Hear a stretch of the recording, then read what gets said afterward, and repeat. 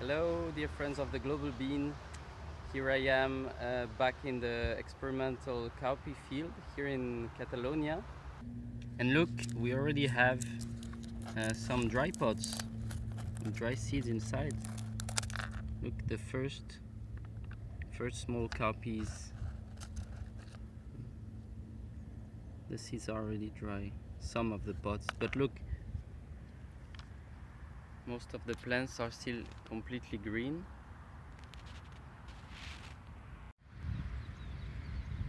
And very typical from this variety, we have on the same plant a flower here. It is not even yet open, and some pods that are already well formed, and even some dry pods, and that's what makes the harvest a little bit tricky.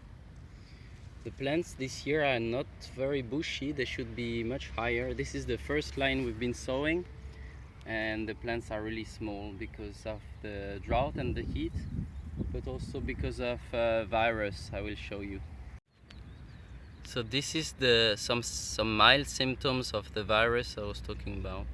You see some bumps on the leaves, and this is a healthy leaf beside.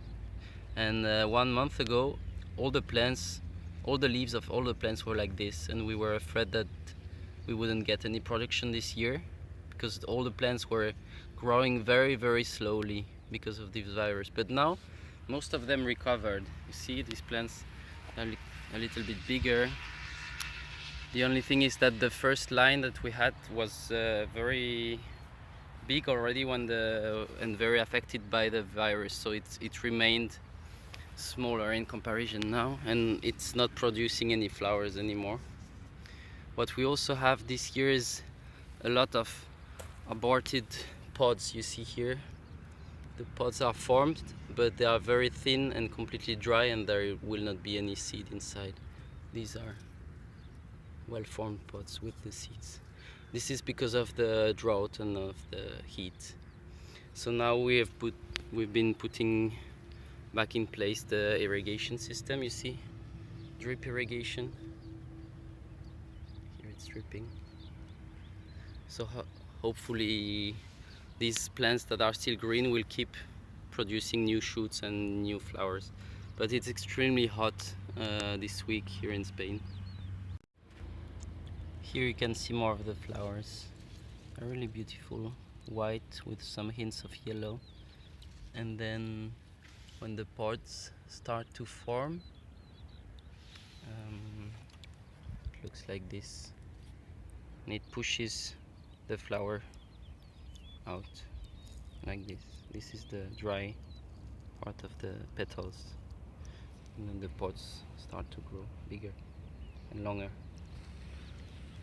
like this. This is the typical plant architecture for this year.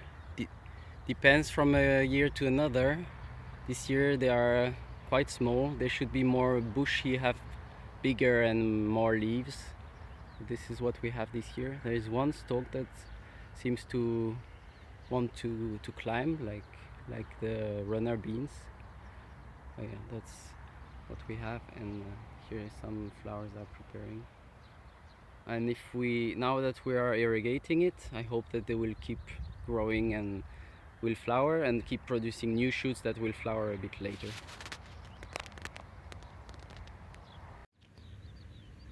Here's one leaf that still shows more of the virus symptoms, here as well, and here as well. So it's like bumpy leaves that are a bit yellowish or whitish, and I think they are not doing photosynthesis properly, so the plant is not growing very well. I also wanted to show you this part of the field where I've sown 2 lines of cowpeas, approximately 30 varieties that I wanted to compare. I thought it was interesting to check for the diversity that exists within cowpea, for plant architecture, the color of the seeds, the size of the seeds, and yeah, like the time to flowering.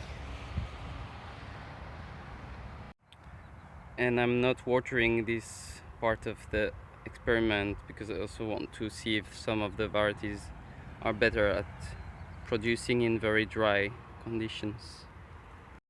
So here, for instance, there is one variety that remains very low, 20 centimeters max, and it's quite bushy, and it has a different flower color.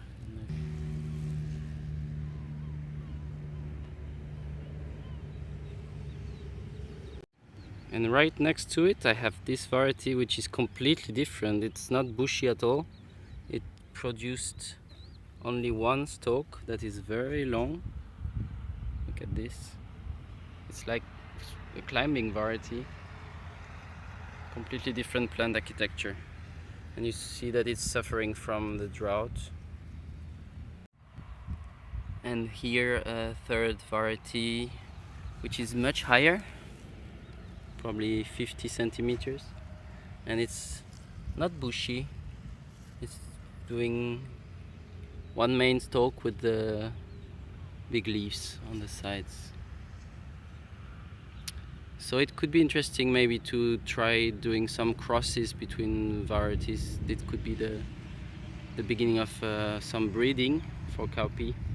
Could cross the Fesol de Luiros with one variety that shows an interesting trait of having all the pods maturing at the same time, for instance, and see what happens in the next generations.